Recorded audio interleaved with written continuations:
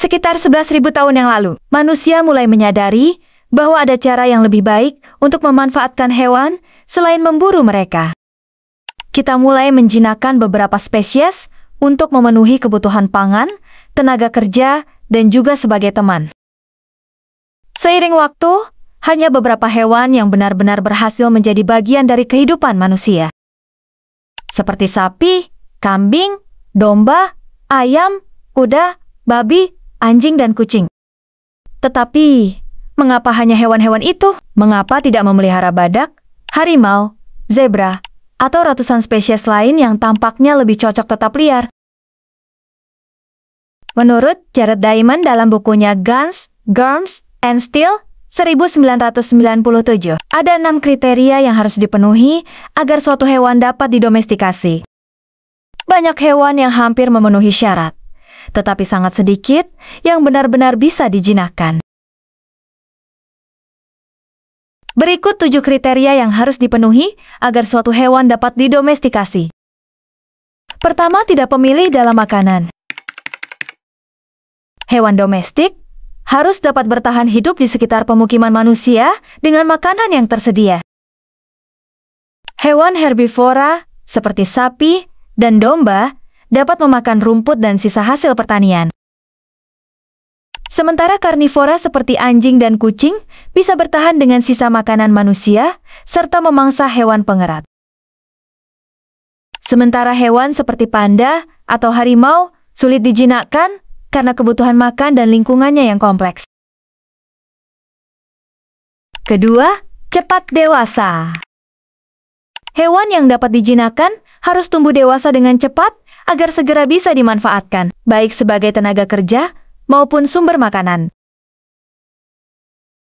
Misalnya, gajah memang bisa dilatih dan kuat sebagai pekerja.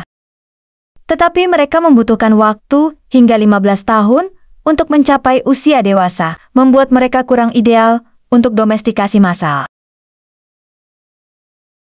Ketiga, bisa berkembang biak dalam kurungan. Beberapa hewan tidak bisa berkembang biak di lingkungan tertutup. Contohnya, antelop yang bersifat teritorial saat musim kawin. Atau cheetah yang membutuhkan ritual pacaran yang rumit, termasuk berlari bersama dalam jarak jauh. Banyak hewan tidak dapat bertahan hidup atau bereproduksi dengan baik dalam penangkaran karena stres atau perubahan lingkungan yang drastis. Keempat, memiliki sifat yang jinak. Hewan yang secara alami agresif atau sulit dikendalikan akan lebih sulit untuk dijinakkan. Berbeda dengan sapi dan domba yang relatif tenang. Sementara kerbau Afrika dan bison Amerika sangat agresif dan berbahaya bagi manusia. Hal ini juga menjelaskan mengapa zebra lebih sulit dijinakkan dibandingkan kuda, meskipun mereka berasal dari keluarga yang sama. Hewan yang terlalu agresif atau memiliki insting predator yang kuat seperti singa atau harimau sulit untuk dijinakkan karena berpotensi membahayakan manusia. Kelima, tidak mudah panik. Hewan yang mudah panik dan cenderung kabur sulit untuk dikendalikan. Misalnya, kebanyakan rusa dan kijang memiliki refleks melarikan diri yang sangat kuat dan mampu melompati pagar tinggi. Sebaliknya, domba meskipun mudah panik dan memiliki naluri berkelompok, sehingga mereka bisa dikendalikan melalui penggembalaan. Keenam, memiliki hierarki sosial. Sebagian besar hewan domestik memiliki sistem sosial yang dipimpin oleh individu dominan. Ini memudahkan manusia untuk mengambil peran sebagai pemimpin kawanan, sehingga hewan lebih mudah diarahkan.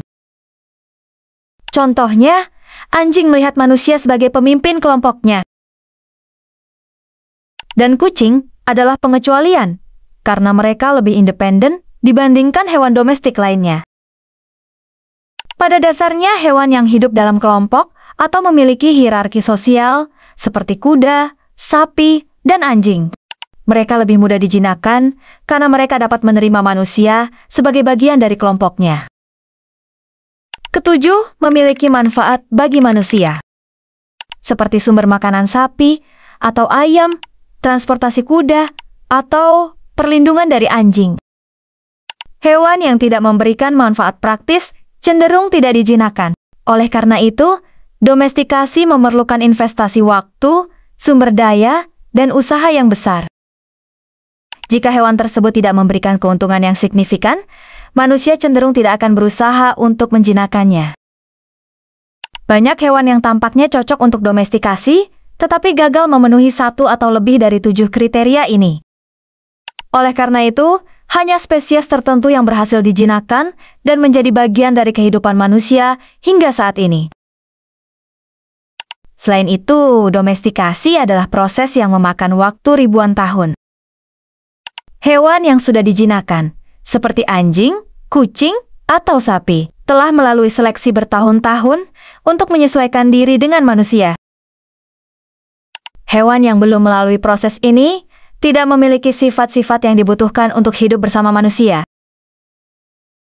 Perlu dipahami juga, tidak semua hewan memiliki variasi genetik yang memungkinkan mereka untuk beradaptasi dengan kehidupan domestik. Proses seleksi alam dan seleksi buatan oleh manusia memainkan peran penting dalam domestikasi. Jadi, jika kita ingin memahami mengapa hanya ada beberapa hewan domestik, kita perlu melihat kembali bagaimana perilaku dan karakteristik alami mereka yang berperan dalam hubungan mereka dengan manusia. Terima kasih sudah menonton, semoga pembahasan kali ini bisa dimengerti dan bermanfaat bagi semuanya.